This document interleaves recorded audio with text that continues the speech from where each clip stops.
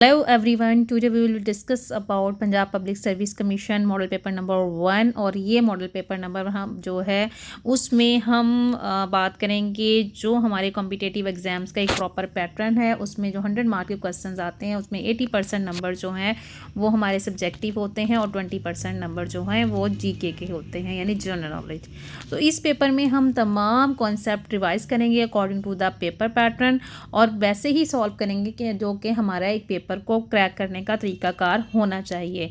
I hope कि आपको ये वीडियो बहुत ज़्यादा हेल्पफुल करेगी कॉन्सेप्चुअल स्टडी के हवाले से, और आपके जितने भी सब्जेक्टिव जो आपके कॉन्सेप्ट हैं और इस हवाले से आपकी ये वीडियो बहुत ज़्यादा हेल्पफुल होने वाली है। प्लीज़ वीडियो को एंड तक ज़रूर देखिएगा। इसमें बहुत सारे कॉन्सेप्ट जो हैं वो आपके क्लियर होंगे। एजुकेशन के कॉन्सेप्ट, पेपर्स के अटैम्प्टिंग किस तरह से करनी है, तमाम चीज़ें हम वीडियो में बताएंगे। इससे पहले आप तमाम लोगों से मेरी रिक्वेस्ट है कि प्लीज़ चैनल को सब्सक्राइब ज़रूर कीजिएगा। Thank you so much. Start करते हैं। Question number 1, which type of curriculum organization is use for different concept at the same level. एक चीज़ याद रखिए कि जब भी हम डिफरेंट कॉन्सेप्ट को सेम लेवल पर इस्तेमाल करते हैं, डिफरेंट कॉन्सेप्ट का मतलब ये होता है कि हमने साइंस के अंदर डिफरेंट चैप्टर रखे हैं तो वो डिफरेंट कॉन्सेप्ट के होते हैं, ठीक है। इसी तरह से हमने मैथ में डिफरेंट कॉन्सेप्ट रखे हैं, या हम कह सकते हैं साइंस और मैथ का जो सब्जेक्ट रखा है उनमें दोनों में डिफरेंट कॉन्सेप्ट है। तो अब ये तमाम चीज़ें किस में होंगी, ये ऑब्वियसली एक ही क्लास में होंगी। तो जब ये चीज़ें एक ही क्लास में हैं, इसका क्या मतलब ये है कि ये हॉरिजेंटल है, क्योंकि ये एक ही क्लास की बात हो रही है। हु डिड डेवलपमेंट द सोशियोग्राम, ये क्वांटिटिव मेथड ऑफ मेजरिंग है the social relationship of group. तो आप ये देखिए कि जो सोशल रिलेशनशिप ऑफ ग्रुप की अगर हम बात करते हैं तो इसमें ये देखिए जो सोशियोग्राम होता है वो बेसिकली क्या होता है। सोशियोग्राम होता है एक रिलेशनशिप, कि आपका रिलेशनशिप बाकी चीज़ों के साथ किस तरह से है। मिसाल के तौर पे अगर मैं ये देखती हूँ कि एक बच्चा है क्लास के अंदर, वो कितना पॉपुलर है, उसके कितने दोस्त हैं, कितने लोग उसको लाइक करते हैं, उसकी चेन, उसका सोशल स्ट्रक्चर कैसे बनता है। तो ये जो ग्राम मैंने बनाया है ये एक सोशल ग्राम है एक क्लास के अंदर, ठीक है। अगर हम बात करते हैं नेक्स्ट क्वेश्चन की, तो हम इसमें ये देखते हैं कि हु डिड डेवलप द सोशियोग्राम, के किसने ये सोशियोग्राम का कॉन्सेप्ट दिया था। तो हम ये देखेंगे कि जैकब एल्मोर ने कॉन्सेप्ट दिया था। Which test has low reliability, कौन सा ऐसा टेस्ट है जिसमें लो रिलायबिलिटी होती है।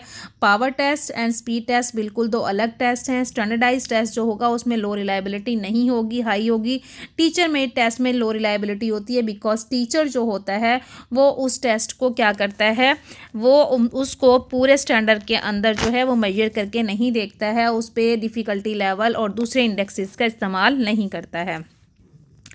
Tyler curriculum model was given by 1949 and Taba given जो है वो 1964 है। टाइलर एंड ताबा दोनों जो हैं वो मॉडल्स हैं जो कि करिकुलम मॉडल हैं। ये 1949 में आया था और ये 1964 में आया था।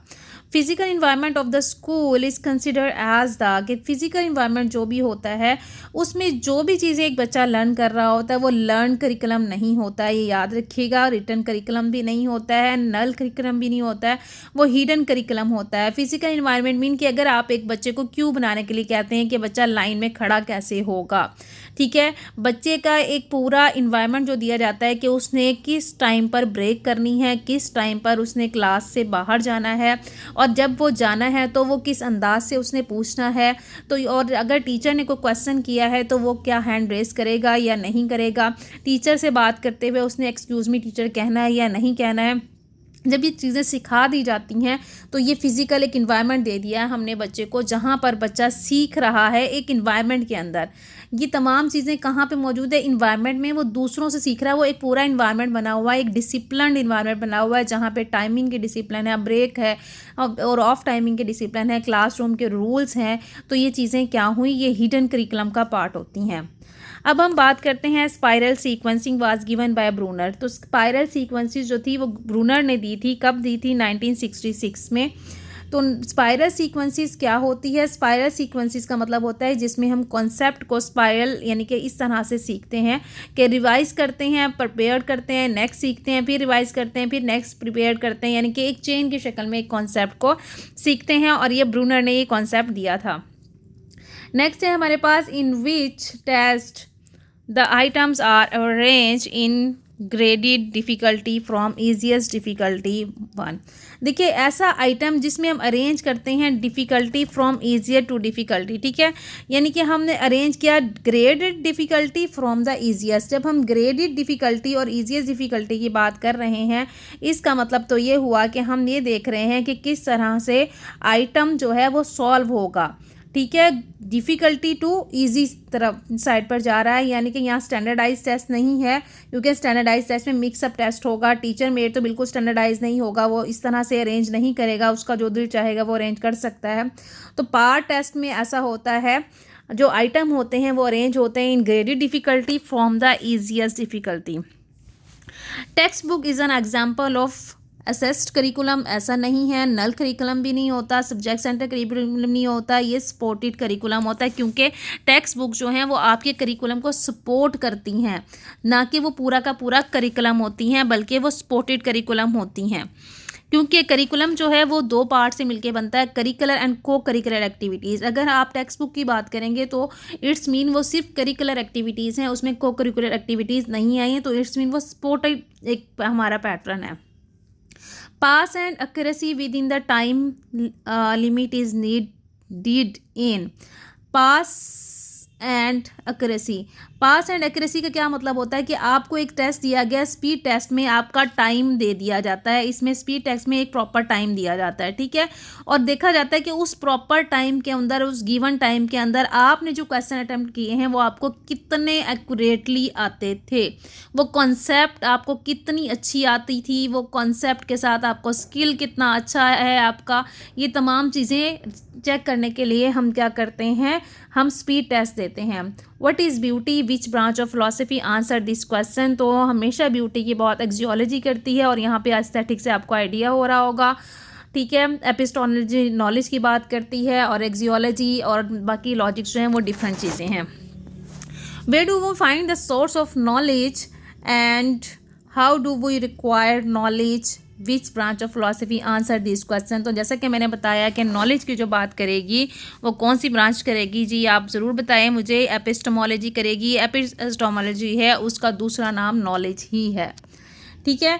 नेक्स्ट हम बात करेंगे, अब चूँकि हमने एपिस्टोमोलॉजी और नॉलेज की बात की तो लॉजिक इसमें नहीं आता, मेटाफिजिक्स नहीं आएगा, और एक्जियोलॉजी की हमने बात की ये भी नहीं आएगा।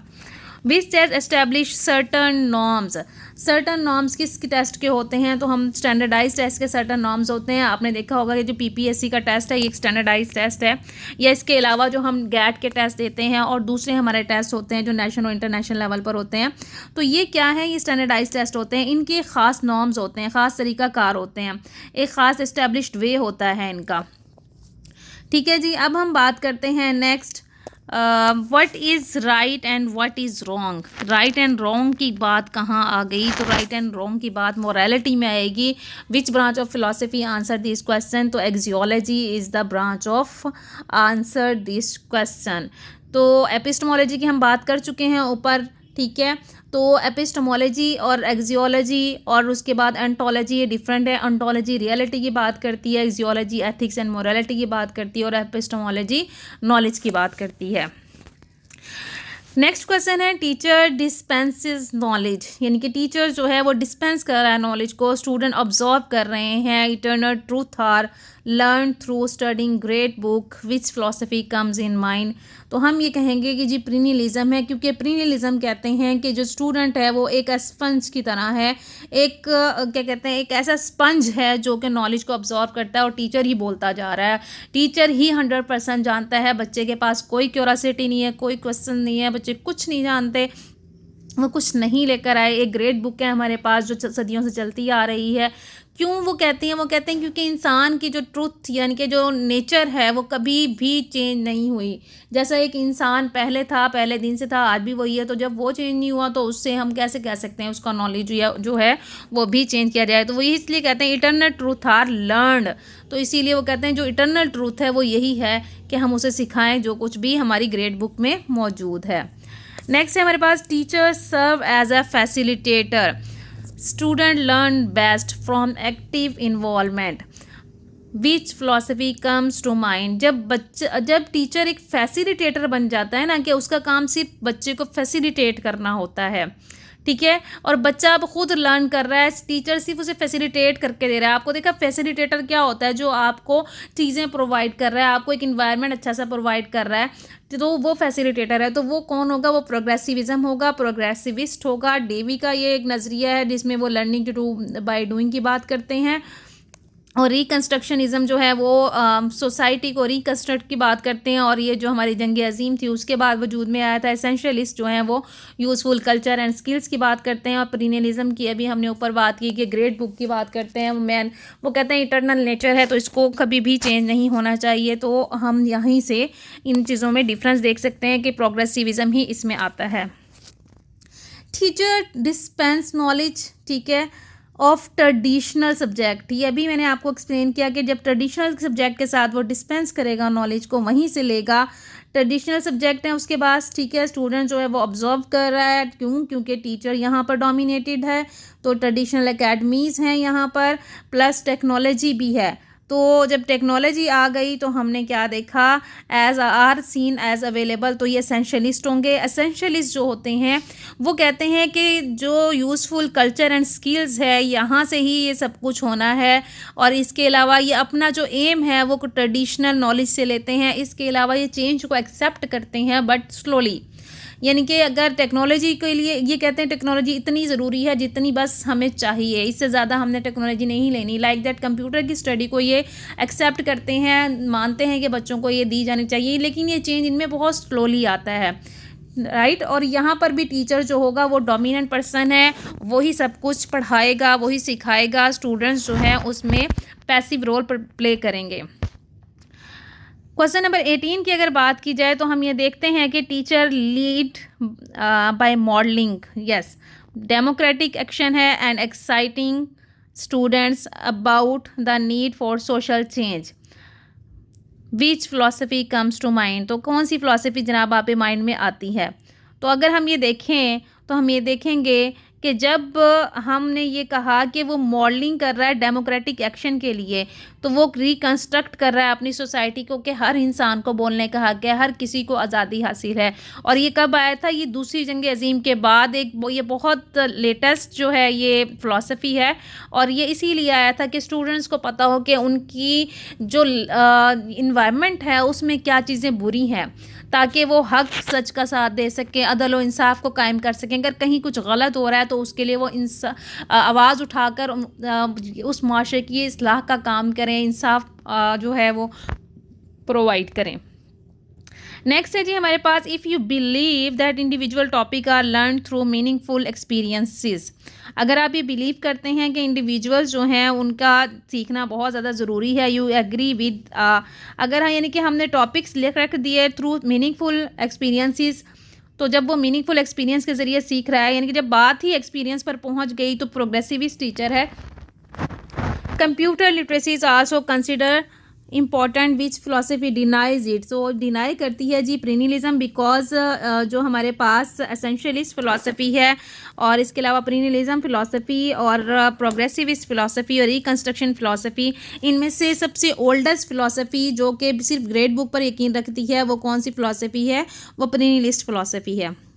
Who is the pioneer of instrumental और प्रैग्मेटिज्म फिलोसफी, तो जो हम देखते हैं फील्ड ऑफ एजुकेशन इन सब कॉन्टिनेंट, जो अगर हम एजुकेशन में सब कॉन्टिनेंट की बात करते हैं तो आप ये देखिएगा कि जो हमारे पास सब कॉन्टिनेंट है इसमें सर सैयद अहमद ख़ान को कहा जाता है, वो प्रैग्मेटिस्ट थे, वो एक्सपीरियंस बेस्ड लर्निंग की बात करते थे, इसीलिए उनको कहा जाता है कि वो इंस्ट्रूमेंटल और प्रैग्मेटिस्ट एजुकेशन की बात करने वाले सबसे पहले सर सैयद अहमद ख़ान साहब थे। A collection of procedure use to collect information about students learn progress is called, तो हम क्या कहेंगे जी, जब हम देखते हैं कि जो प्रोसीजर यूज़ करते हैं हम कलेक्ट करने के लिए इंफॉर्मेशन को अबाउट स्टूडेंट्स लर्निंग प्रोग्रेस, कि जो वो प्रोग्रेस कर रहे हैं, उनका जो सिस्टम चल रहा है सीखने का, उसमें अगर हम ये सब चीज़ें देखेंगे तो वो होगी उसकी असेसमेंट, क्योंकि असेसमेंट की हमने बात की, तो असेसमेंट जो होगी वो फॉर्मल भी होती है, सबमिटिव भी होती है, ठीक है, और इसके अलावा जो मिडल में भी हो जाती है। तो अगर हम ये देखते हैं कि अगर असेसमेंट जो है वो स्टार्टअप से लेकर मिड पॉइंट और इसके अलावा डायग्नोस्टिक और फिर फर्दर लास्ट में होती है, तो यही एक रीज़न बनती है जो प्रोग्रेस चेक कर सकती है एक बच्चे की लर्निंग के लिए। क्योंकि मेजरमेंट सिर्फ बताएगी 80/100 नंबर हैं बच्चे के, सिर्फ एवोल्यूशन चेक करेगी, हाँ पास है, फेल है, अच्छा सीख लिया, अच्छा A+ ग्रेड है जी, बहुत अच्छा बच्चा है, और तो इसलिए असेसमेंट इसमें सबसे बेस्ट है। The process of making judgement about student performance is called. जहाँ पर भी आप किसी चीज़ को जजमेंट करते हैं तो उसकी रीज़न क्या होती है कि आप उस चीज़ को, उस शख्स को, उस जगह को इवेल्युएट कर चुके होते हैं, तभी आप जजमेंटल प्रोसेस करते हैं ना, तभी आप जजमेंटल होते हैं। तो इवेल्युएशन करने के बाद, उस चीज़ की मेजरमेंट करने के बाद, असेस करने के बाद, एक लास्ट में आप जो कंक्लूड करते हैं वो आपकी जजमेंट होती है, आपकी राय होती है, वो होती है evaluation. According to Dash, assessment is a general term that is include the full range of procedure used to gain information about student learning। ये हमारे पास लीन एंड ग्रीनलैंड ने कहा था कि जो assessment है वो एक जनरल टर्म है। Who firstly differentiate between history of Islam and history of Muslim। Shah Waliullah ने इन दोनों में बहुत ज़्यादा डिफ्रेंशिएट किया था।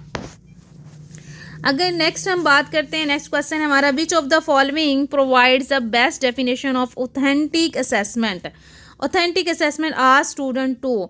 जी, ऑथेंटिक असेसमेंट क्या होगी कि जब हम बच्चे से ये पूछेंगे क्या करवाएंगे उसे या कहेंगे, किस लेवल पे होगी कि वो जब डिमोस्ट्रेट कर सके अपनी अंडरस्टैंडिंग को, demonstrate knowledge and skills, demonstrate intelligence with in a real life, या फिर डिमोस्ट्रेट करे अपने नॉलेज को एंड स्किल्स को with in a real life situation. तो जो चीज़ें उसने सीखी हैं, जो उसका नॉलेज है, वो उसको अप्लाई करके भी दिखा रहा है, और कब दिखा रहा है, अपनी रियल लाइफ सिचुएशन में। तो ये दोनों ही आंसर जो ऊपर हमने पढ़े हैं इनका मिक्सअप है, तो ये वाला आंसर बिल्कुल ठीक है। नेक्स्ट है हमारे पास question, which thinking process is utilize to produce the creativity among student. तो हमें चाहिए कि हम किस तरह की थिंकिंग जो है वो प्रोसेस जो है वो यूटिलाइज करेंगे। तो हम डाइवर्जेंट थिंकिंग कर सकते हैं, ताकि एक बच्चा जो है वो एक टॉपिक के बारे में डिफरेंट राय रख सके, उसके डिफरेंट एंगल के बारे में सोच सके। Translation, concrete experiences, development of logical thinkings are given by पियाजे। तो ये ट्रांसलेशन, कंक्रीट एक्सपीरियंसेस, ये अगर आप पियाजे की थ्योरी आपने पढ़ी होगी तो ये तमाम चीज़ें आपने वहाँ पढ़ी हुई होंगी। आगे, comprehensive school scheme was introduce इन 1966। और कॉम्प्रीहेंसिव स्कूल जो हैं वो आपको पता है, पहला कॉम्प्रीहेंसिव स्कूल 1966 में मुल्तान के अंदर खोला गया था। और नेक्स्ट हमारे पास जो क्वेश्चन है, learning style of a student is determined bye. तो लर्निंग स्टाइल की बात अगर हम करेंगे तो वो कहाँ पर आएगी, वो असेसमेंट में ही आएगी। दोबारा से वही क्वेश्चन है और इसको थोड़ा सा मॉडिफाई किया गया है। Matching type consist of, matching types 2 column होते हैं, A कॉलम होता है, B कॉलम होता है, और आपको मैच करना होता है। The homogeneous material is use in single exercise of. अगर आपने होमोजीनियस मटीरियल यूज़ किया है सिंगल एक्सरसाइज में, इसका मतलब है आप उसका मैचिंग टेस्ट बना रहे हैं। नेक्स्ट है हमारे पास, द करेक्ट और best answer out of all option is sought. कि जब हमने तमाम ऑप्शंस में से एक आंसर ढूंढना हो तो वो कौन सा होता है हमारे पास, तो वो होता है multiple choice item. The completion item required the student to. Completion item के लिए अब क्या चाहिए होगा एक स्टूडेंट को, तो ऑब्वियसली बात है कि एक स्टूडेंट को आंसर चाहिए जिसमें से वो तमाम चीज़ें जो है वो स्टेटमेंट के अंदर पुटअप कर सके, फिल कर सके अपनी जो उसकी क्वेश्चंस हमने दिया है उसमें जो ब्लैंक हैं उनको फिल कर सके। The central tendency of data can be measured through means. Short answer item can measure efficiently students ability to recall specific information. ये क्यों है और किस वजह से होता है? देखिए, शॉर्ट आंसर सिर्फ रियल स्पेसिफिक इन्फॉर्मेशन को कर सकते हैं, यानी कि हम यहाँ फैक्चुअल जो है ना वो क्वेश्चन बच्चों से शॉर्ट आंसर में मोस्टली पूछ सकते हैं। और इसके अलावा है जी next, the group of inferential statics. तो इन्फ्रेंशियल स्टैटिक्स जो होता है वो हमारे पास स्टैट में होता है, जिसमें हम टी टेस्ट लगाते हैं, एनोवा लगाते हैं, काई स्क्वायर लगाते हैं। ये साइकोलॉजी या रिसर्च के अंदर बहुत ज़्यादा इस्तेमाल होता है, और इस पर हम आगे क्वेश्चंस आएगा तो हम उन पे डिटेल से बात करेंगे। टेम्परेचर इज़ एन एग्जाम्पल हो, तो टेम्परेचर किस चीज़ की एग्जाम्पल है जी? इंटरवल मेजरमेंट की है। क्यों है जी? टेम्परेचर जो होता है वो हमारे पास, हम कह सकते हैं इंटरवल क्या होगा कि 0 से 10, 10 से 20 तक, ठीक है, 20 से 30 तक, इस तरह के कोई इंटरवल्स हम लगा सकते हैं। Which process is called energiser of behaviour? तो कौन सा है जी? मोटिवेशन इज दिस, बिकॉज आपकी कमिटमेंट एनर्जाइज नहीं कर रही आपको, आपका कॉन्फिडेंस नहीं कर रहा, लेकिन आपकी मोटिवेशन, चाहे वो इंट्रिंसिक है चाहे वो एक्सट्रिंसिक है, आपको एनर्जाइज कर रही है आपके बिहेवियर को।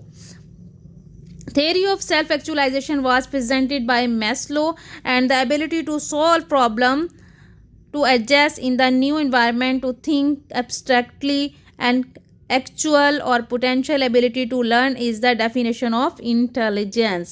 Who was the founder of behaviorism? And the Watson was the founder of behaviorism. और वाटसन ने ये कहा था कि आप मुझे बच्चे दें, मतलब इनका ये पूरा कॉल है कि मुझे आप छोटी उम्र के बच्चे दें और मुझसे जो चाहे बनवा लें, बिकॉज इनका मानना था कि जो बच्चे होते हैं उनके बिहेवियर को हम मॉडिफाई करके कुछ भी बना सकते हैं। कंक्रीट ऑपरेशन जो होता है वो कब होता है जी? वो 7 से 12 साल की उम्र में होता है। WISC और WPPSI test are the intelligence test for adult के लिए होगा, प्राइमरी स्कूल के लिए होगा, हाई स्कूल के लिए होगा, both B and C। Both B and C, जो I है ये SC की बात हो रही है, तो ये चिल्ड्रन की बात हो रही है, और ये जो बैटरीज हैं ये भी स्टूडेंट्स के लिए हैं, स्कूल की बैटरीज हैं, लिहाजा both B and C answer is correct. Which is not a biological motivate? किस तरह से आप बायोलॉजिकल मोटिव्स होते क्या हैं? एक तहरीक होती है जो आपको अंदर से एक मोटिवेशन देती है, जिसमें से आपका हंगर हो सकता है, आपका टेम्परेचर हो सकता है, आपका थर्स्ट हो सकता है, या फिर आपकी एक्सप्लोरेशन होती है। तो बायोलॉजिकल मोटिव वो होता है जब आप कुछ एक्सप्लोर कर रहे हैं, ठीक है, कुछ हासिल करने के लिए। Inspection officers of education department pen down the particulars, merit, demerits and view in। कौन होगा जी? इंस्पेक्शन करने वाला एक बंदा आया है आपके पास एजुकेशन डिपार्टमेंट में, तो वो कहाँ पेन डाउन करेगा अपने पर्टिकुलर मेरिट एंड डीमेरिट्स को? कौन सा रिजल्ट होगा, कौन सा रजिस्टर होगा? तो वो आपकी होगी लॉग बुक, क्योंकि जब इंस्पेक्शन हो रही है तो आपकी, अगर वो एजुकेशन डिपार्टमेंट का, तो आप उसे लॉग बुक ही देंगे। The application of scientific method to the study of educational problem is called educational research. Micro teaching technique was studied through the experimental research. तो जो माइक्रो टीचिंग ये है एक टेक्निक है, ठीक है, micro and macro both R technique. तो ये कौन कौन सी हैं ये टेक्निक है यहाँ पर हमारे पास? The research concerned with current phenomena of study is called, जब करंट फिनोमेना की बात आ गई तो हम क्या कहेंगे? डिस्क्रिप्टिव रिसर्च है। टू एक्सप्लेन, प्रिडिक्ट एंड और control phenomena are the goal of the scientific method. I hope you like my video. अभी हमने इसके 50 पार्ट 1 के क्वेश्चंस जो हैं वो अटैम्प्ट किए हैं, बिकॉज वीडियो ज़्यादा लंबी ना हो जाए, इसलिए नेक्स्ट मैं इसी तरह से 50 क्वेश्चन जो हैं वो कंप्लीट करने के बाद वीडियोस ऐड करती रहूँगी। आप ये लाजमी वीडियोस देखिएगा। Thank you so much. Please subscribe my channel.